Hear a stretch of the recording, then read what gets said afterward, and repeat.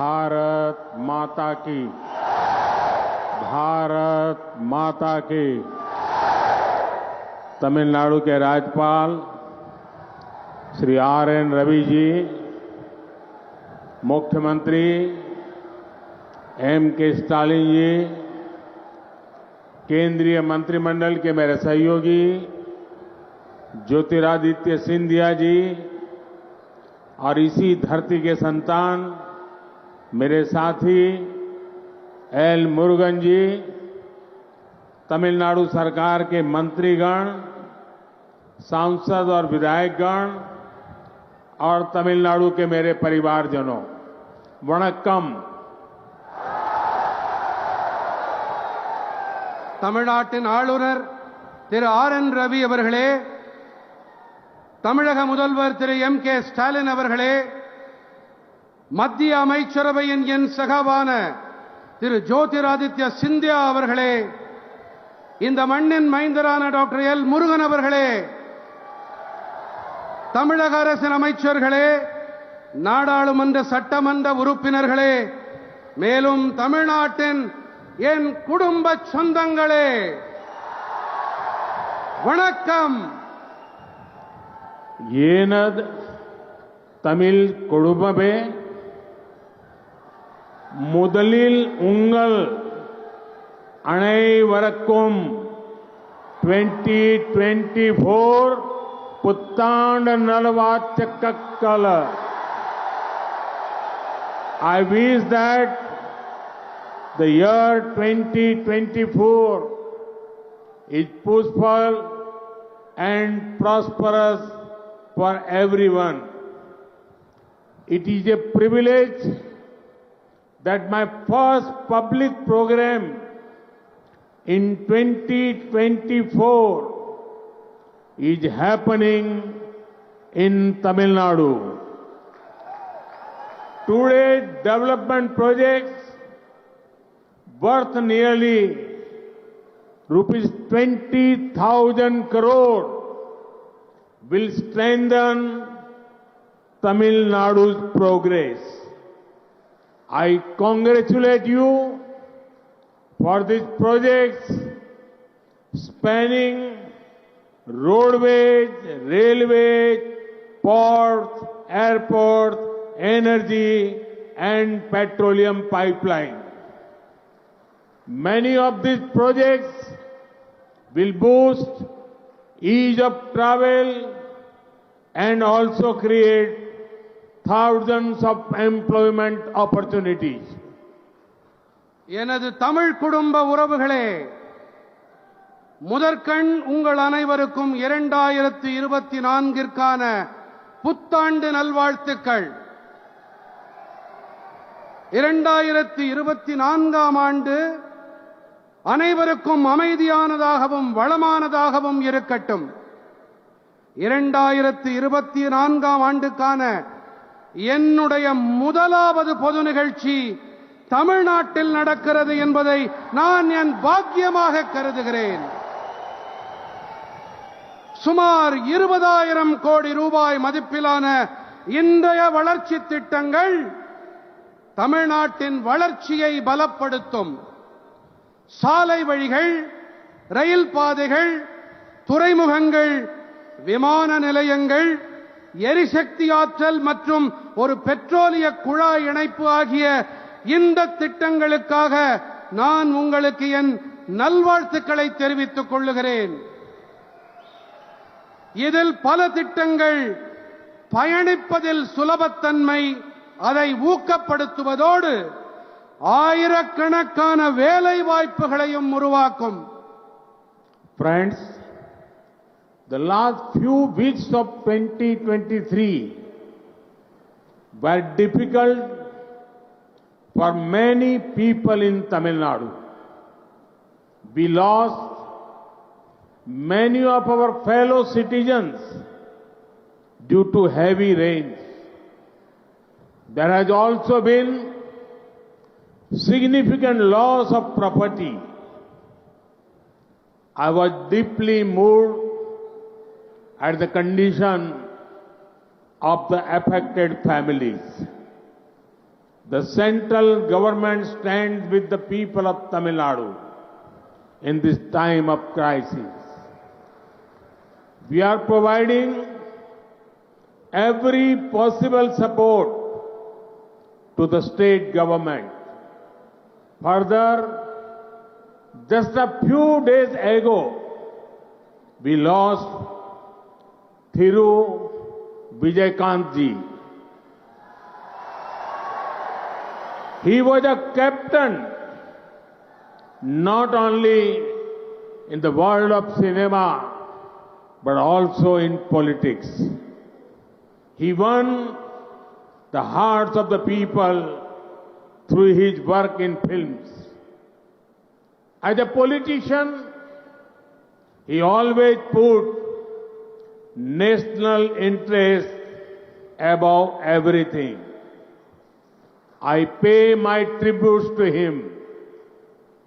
I also express my condolences to his family and admirers.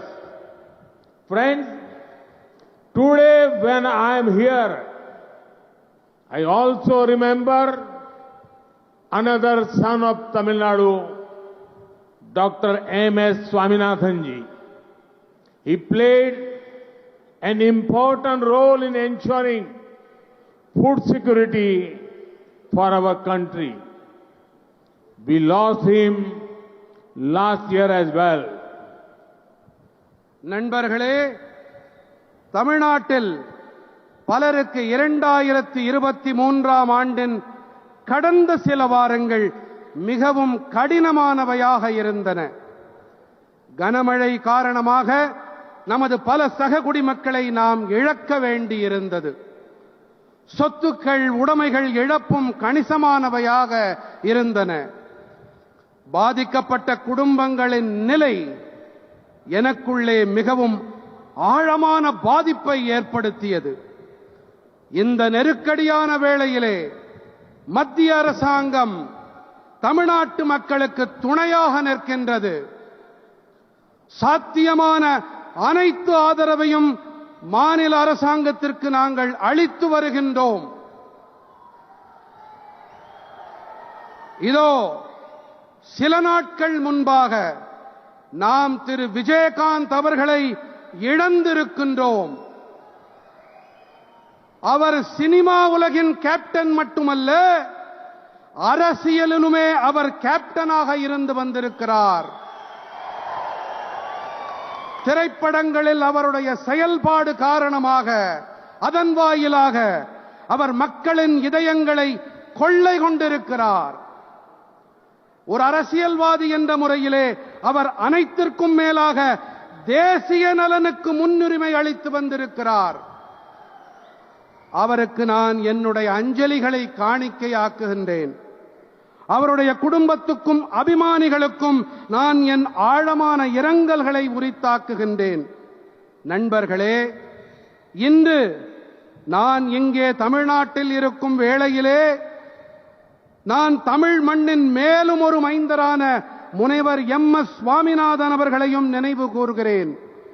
அவர் நமது நாட்டின் உணவு பாதுகாப்பிற்காக ஒரு முக்கியமான பங்களிப்பை அளித்தார். கடந்த ஆண்டிலே நாம் அவரையும் இழந்திருக்கிறோம். ஏனது तमिल कुटुंब में आजादी का अमृत काल यानी आने वाले 25 साल भारत को डेवलप्ड नेशन बनाने के हैं. जब मैं विकसित भारत की बात करता हूं तो इसमें आर्थिक और सांस्कृतिक दोनों पहलू शामिल है. इसलिए मैं इसमें तमिलनाडु की विशेष भूमिका देखता हूं. तमिलनाडु भारत की समृद्धि और सांस्कृतिक परिविरासत का प्रतिबिंब है. तमिलनाडु के पास तमिल भाषा और ज्ञान का प्राचीन खजाना है. संत तिरुवल्लुवर से लेकर सुब्रमण्यम भारती तक अनेक संतों ज्ञानियों ने अद्भुत साहित्य की रचना की है।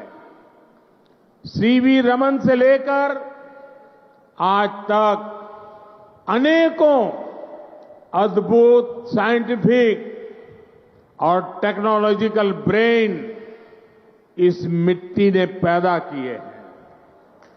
इसलिए मैं जब भी तमिलनाडु आता हूं, एक नई ऊर्जा से भर जाता हूं।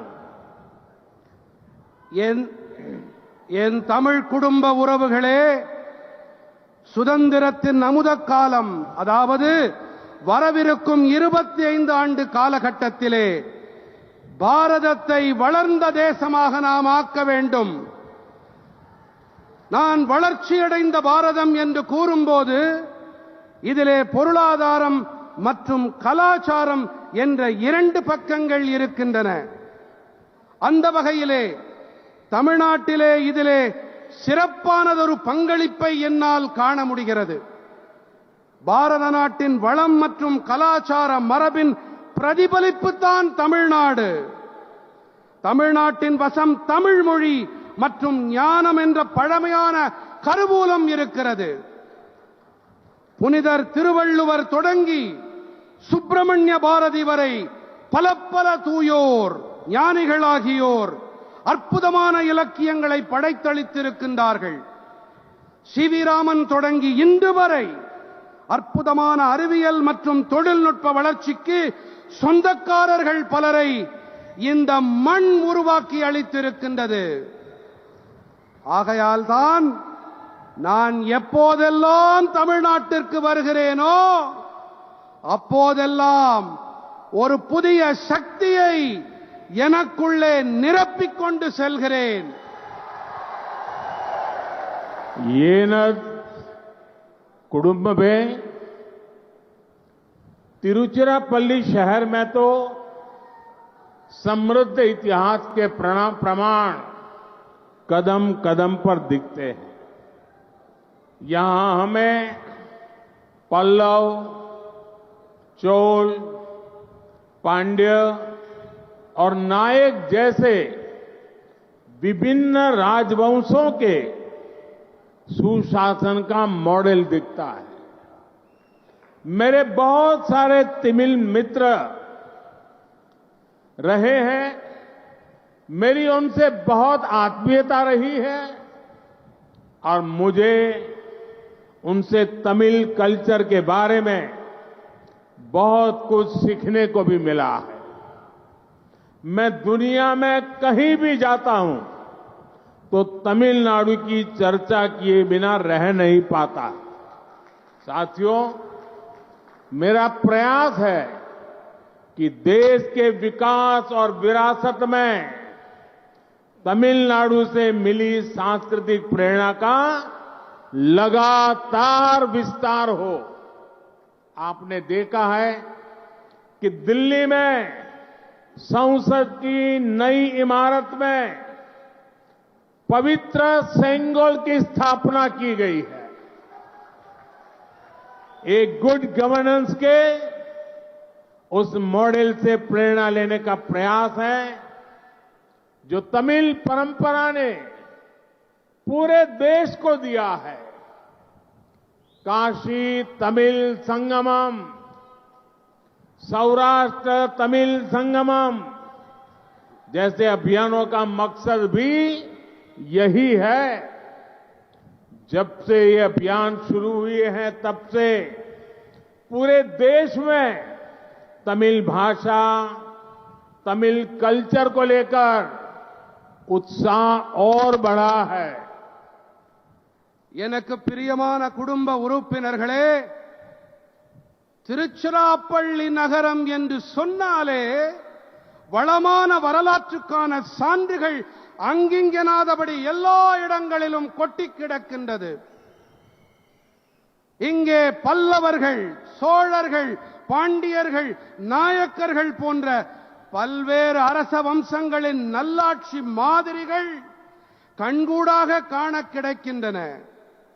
எனக்கு ஏராளமான தமிழ் நண்பர்கள் உண்டு. அவர்களிடத்திலே எனக்கு மிக நெருக்கமான உறவுகள் உண்டு. இவர்களிடமிருந்து தமிழ் கலாச்சாரம் பற்றி வெகுவாக கற்கக்கூடிய நல்வாய்ப்பும் எனக்கு கிட்டியிருக்கிறது. உலகின் எந்த இடத்திற்கு நான் சென்றாலும் கூட தமிழ்நாட்டை பற்றி பேசாமல், தமிழ் மொழியை மனதார புகழாமல் என்னால் இருக்க முடிவதில்லை. நண்பர்களே, தேசத்தின் வளர்ச்சி மற்றும் பாரம்பரியத்தில் தமிழ்நாட்டிலிருந்து கிடைக்கும் கலாச்சார உத்வேகம் தொடர்ந்து விரிவாக வேண்டும், பரவ வேண்டும் என்பதே என்னுடைய முயற்சியாக இருக்கிறது. தில்லியின் பாராளுமன்ற புதிய கட்டிடத்திலே புனிதமான செங்கோல் நிறுவப்பட்டிருப்பதை நீங்கள் கண்டிருக்கலாம். தமிழ் பாரம்பரியமானது தேசத்திற்கு அளித்திருக்கும் நல்லாளுகை மாதிரியிலிருந்து கருத்தூக்கம் பெறும் முயற்சியே இது. காசி தமிழ்ச் சங்கமம், சௌராஷ்டிரா தமிழ்ச் சங்கமம் போன்ற இயக்கங்களின் பொருளும் கூட இதுதான். இந்த இயக்கங்கள் தொடங்கப்பட்டதிலிருந்து நாடு முழுவதிலும் தமிழ் மொழி, தமிழ் கலாச்சாரம் தொடர்பான உற்சாகம் அதிகரித்துக் கொண்டே இருக்கிறது.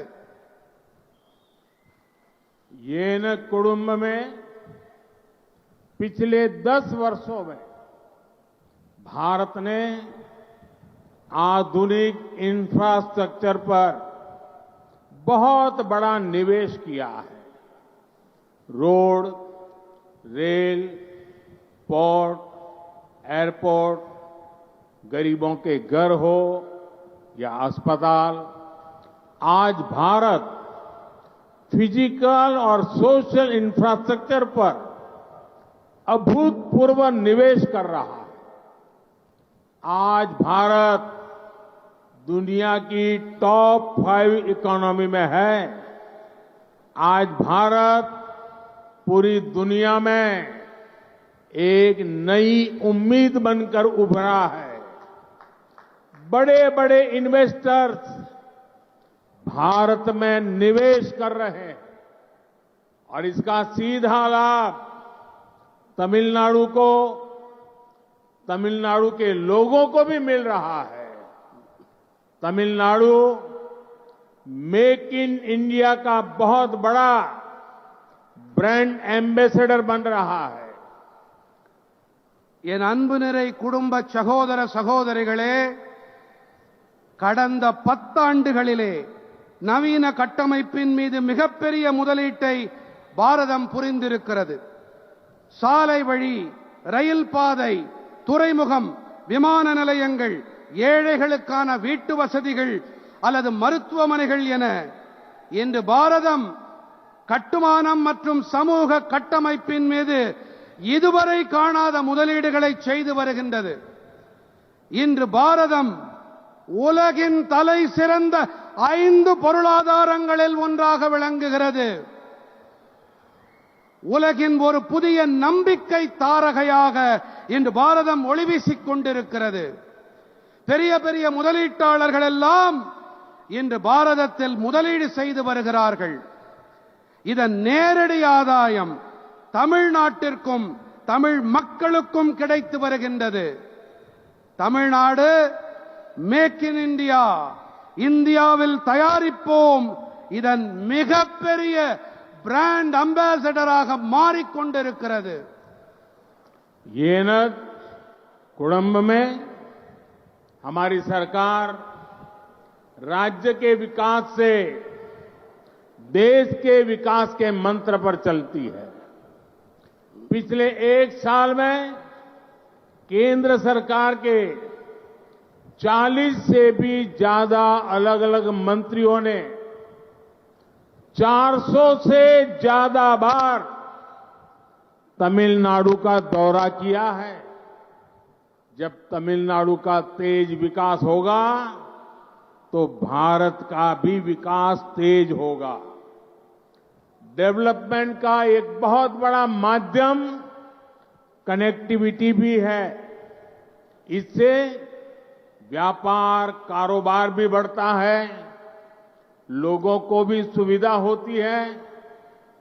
विकास की यही भावना आज हम यहां तिरुचिरापल्ली में भी देख रहे हैं।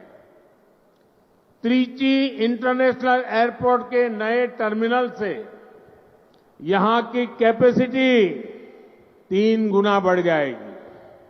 इससे ईस्ट एशिया, मिडिल ईस्ट और देश दुनिया के दूसरे हिस्सों तक त्रिची की कनेक्टिविटी और सशक्त होगी। इससे त्रिची सहित आसपास के बहुत बड़े क्षेत्र में निवेश के, नए बिजनेस के नए अवसर भी बनेंगे। यहां एजुकेशन, हेल्थ और टूरिज्म के सेक्टर को बहुत बल मिलेगा। यहां एयरपोर्ट की कैपेसिटी तो बड़ी ही है, इसको नेशनल हाईवे से कनेक्ट करने वाले एलिवेटेड रोड से भी बहुत सुविधा होगी। मुझे खुशी है कि त्रिची एयरपोर्ट लोकल कला संस्कृति से, तमिल परंपरा से पूरी दुनिया को परिचित कराएगा। என் நெஞ்சம் நிறை குடும்ப உறவுகளே, மாநில வளர்ச்சி மூலம் தேசத்தின் வளர்ச்சி என்ற மந்திரத்தை அடிநாதமாக கொண்டு நாம் செயல்பட்டு வருகிறோம். கடந்த ஓராண்டிலே மத்திய அரசாங்கத்தின் 40க்கும் மேற்பட்ட பல்வேறு அமைச்சர்கள் 400க்கும் மேற்பட்ட முறை தமிழ்நாட்டின் சுற்றுப்பயணத்தை மேற்கொண்டிருக்கிறார்கள். தமிழ்நாடு விரைவான வளர்ச்சியை அடையும் போது பாரதத்தின் வளர்ச்சியும் விரைவுபடும். இணைப்புகள் கூட முன்னேற்றத்திற்கு ஒரு மிகப்பெரிய ஊடகமாக விளங்குகின்றன. இதனால் வியாபாரமும் வணிகமும் பெருகுவது மட்டுமல்ல, மக்களுக்கு வசதி வாய்ப்புகளும் ஏற்படுகின்றன. வளர்ச்சியின் இந்த உணர்வைத்தான் இன்று இங்கே திருச்சிராப்பள்ளியிலே நாம் பார்த்துக் கொண்டிருக்கிறோம். திருச்சி சர்வதேச விமான நிலையத்தின் புதிய முனையம் காரணமாக இந்த இடத்தின் இணைப்பு திறன் 3 மடங்கு அதிகரிக்கும். இங்கிருந்து கிழக்காசியா, மத்திய ஆசியா, மேலும் உள்நாட்டின் உலக நாடுகளின் பிற பாகங்கள் வரை திருச்சியின் இணைப்பில் அதன் திறன் மேலும் வலுவானதாக ஆகும்.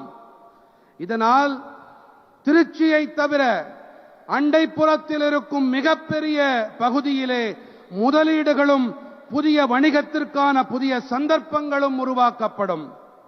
இங்கே கல்வி, உடல் நலம் மற்றும் சுற்றுலாத் துறைகளில் மிகப்பெரிய அளவுக்கு பலம் கூட்டப்படும். இங்கே விமான நிலையத்தின் திறன் அதிகரிப்பதோடு இதை உயர்த்தப்பட்ட தேசிய நெடுஞ்சாலையோடு இணைக்கும் உயர்த்தப்பட்ட சாலையாலும் கூட மிகப்பெரிய வசதி உண்டாகும். திருச்சி விமான நிலையம் உள்ளூர் கலை கலாச்சாரம் வாயிலாக தமிழ் பாரம்பரியம் பற்றிய பெருமை மிகு விஷயங்களை உலகினுக்கு பறைசாற்றும் என்பது எனக்கு அளவில்லா மகிழ்ச்சியை அளிக்கிறது. कुड़म में आज तमिलनाडु की रेल कनेक्टिविटी को सशक्त करने के लिए 5 नए प्रोजेक्ट शुरू हो रहे हैं. इनसे ट्रैवल और ट्रांसपोर्टेशन तो आसान होगी ही, इस क्षेत्र में इंडस्ट्री को, बिजली उत्पादन को भी बल मिलेगा. आज जिन रोड प्रोजेक्ट्स का लोकार्पण हुआ है वो श्रीरंगम, चिदंबरम, मदुरई, रामेश्वरम, वेल्लोर जैसे महत्वपूर्ण स्थानों को जोड़ते हैं. ये हमारी आस्था, आध्यात्म और पर्यटन के बड़े केंद्र हैं. इससे सामान्य जन के साथ साथ तीर्थ यात्रियों को भी बहुत सुविधा होगी. என் உயிரினும் மேலான என் குடும்ப சொந்தங்களே, இன்று தமிழ்நாட்டின் ரயில் இணைப்பு திறனை மேலும் வலுவானதாக ஆக்க 5 புதிய திட்டங்கள் தொடங்கப்பட்டிருக்கின்றன. இவற்றால் பயணம் மற்றும் போக்குவரத்து எளிதாக ஆகும் என்பது ஒரு புறம். மற்றொரு புறத்திலே இந்த பகுதியில் தொழில்களுக்கும் மின்சார உற்பத்திக்கு கூட பெரும் வலுகூட்டப்படும்.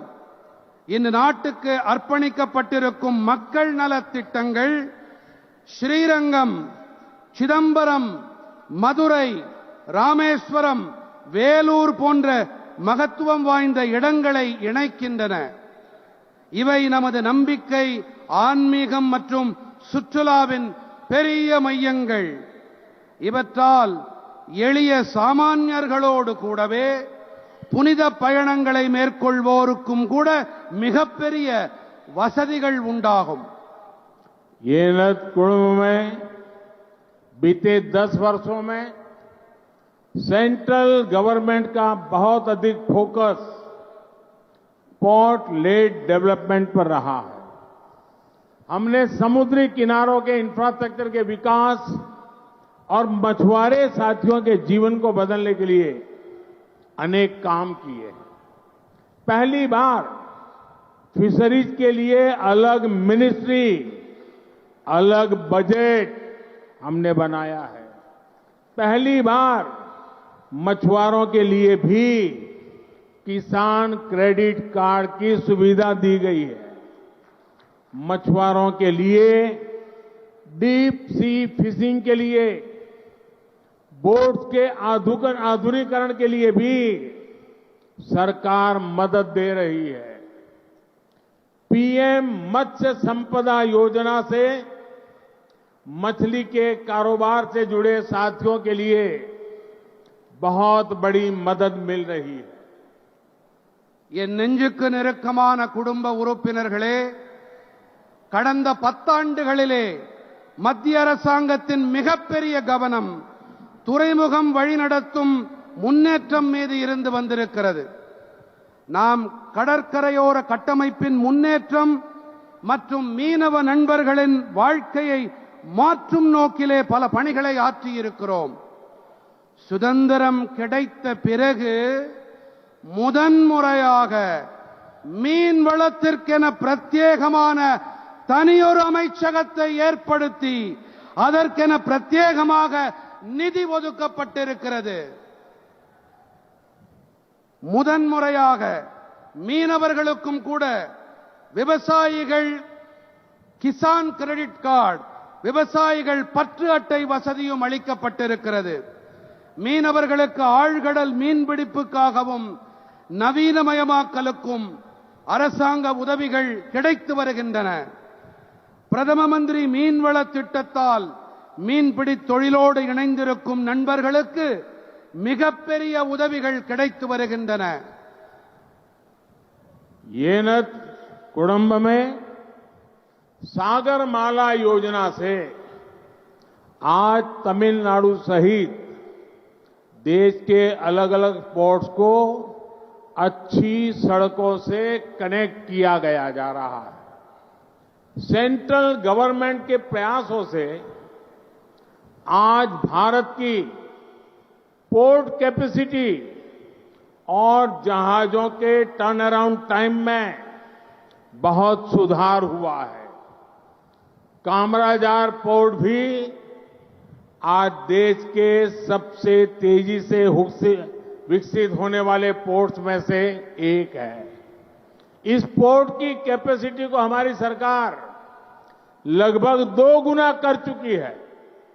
अब जनरल कार्गो बर्थ 2 और कैपिटल ड्रेजिंग फेज 5 के उद्घाटन से तमिलनाडु से होने वाले इंपोर्ट एक्सपोर्ट को नई ताकत मिलेगी.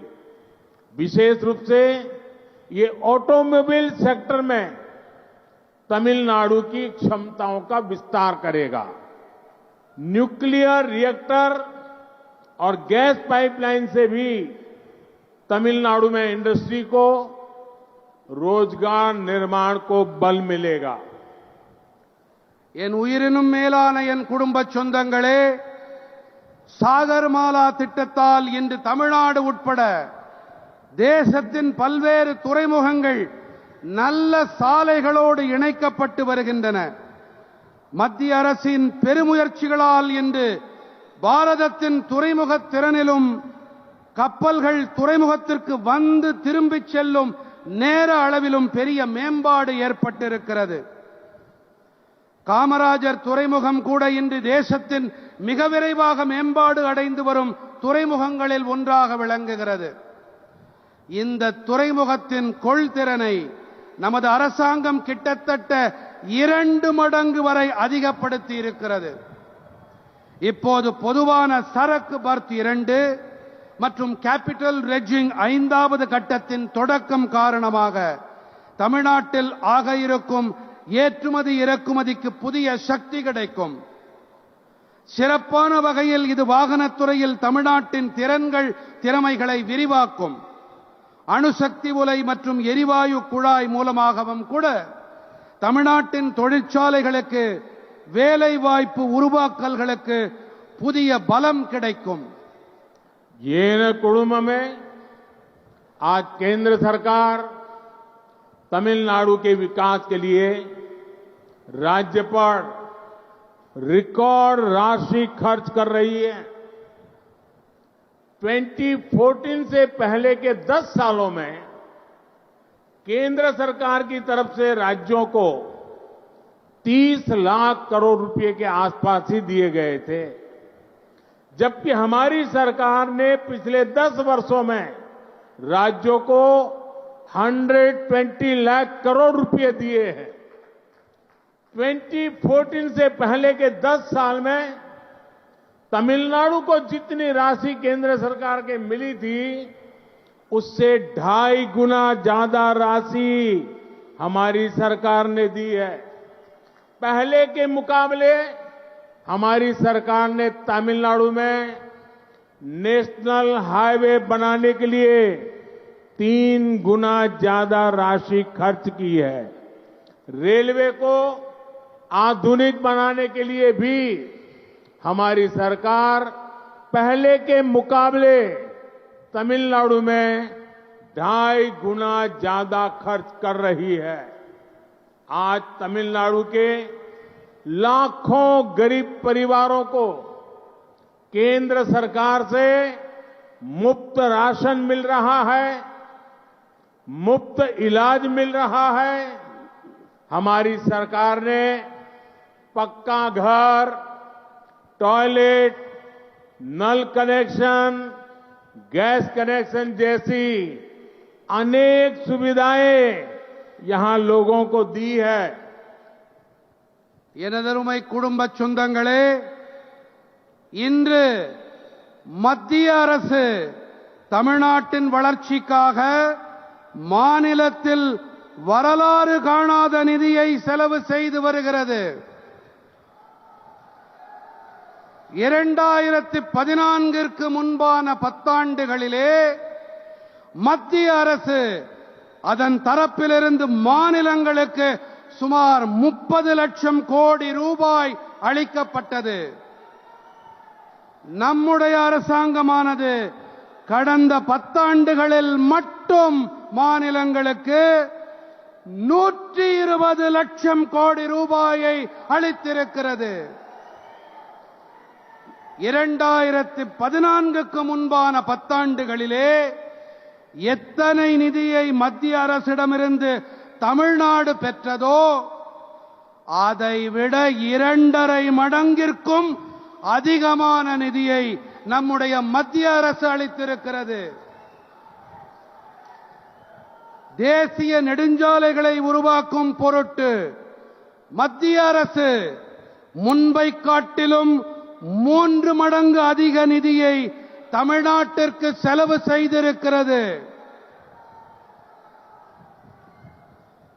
ரயில்வே துறையை நவீனமயமாக்க நமது அரசாங்கம் முந்தைய காலத்தோடு ஒப்பிடுகையிலே தமிழ்நாட்டிற்கு 2.5 மடங்கு அதிக அளவு செலவு செய்து வருகிறது. இன்று தமிழ்நாட்டின் லட்சக்கணக்கான ஏழை குடும்பங்களுக்கு மத்திய அரசின் இலவச ரேஷன் பொருட்கள் கிடைத்து வருகின்றன. இலவசமாக மருத்துவ சிகிச்சை கிடைத்து வருகிறது. நம்முடைய அரசாங்கம் கான்கிரீட் வீடுகள், கழிப்பறை வசதிகள், குடிநீர் இணைப்புகள், எரிவாயு இணைப்புகள் போன்ற பல வசதிகளை நம் தமிழ் சொந்தங்களுக்கு செய்து வருகிறது.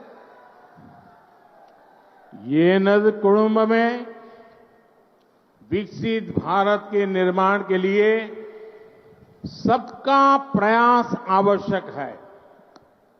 मुझे तमिलनाडु की जनता के, यहां की युवा शक्ति के सामर्थ्य पर अटूट विश्वास है.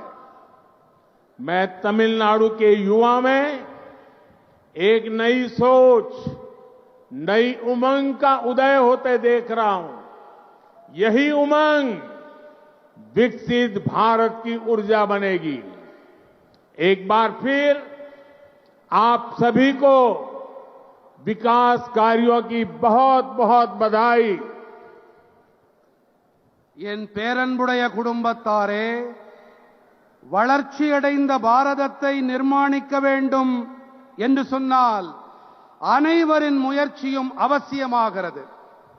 தமிழ்நாட்டு மக்களின், தமிழ் இளைஞர்களின் திறன்கள், திறமைகளின் மீது அபாரமான, அசைக்க முடியாத நம்பிக்கை எனக்கு இருக்கிறது. தமிழ் இளைஞர்களிடத்திலே ஒரு புதிய எண்ணம், புதிய உற்சாகத்தின் உதயத்தை என்னால் தெளிவாக காண முடிகிறது. இந்த உற்சாகம்தான் வளர்ச்சியடைந்த பாரதத்தின் சக்தியாக உருமாறும். மீண்டும் ஒரு முறை உங்கள் அனைவருக்கும் வளர்ச்சி பணிகளுக்கான பல பல நல்வாழ்த்துக்கள்.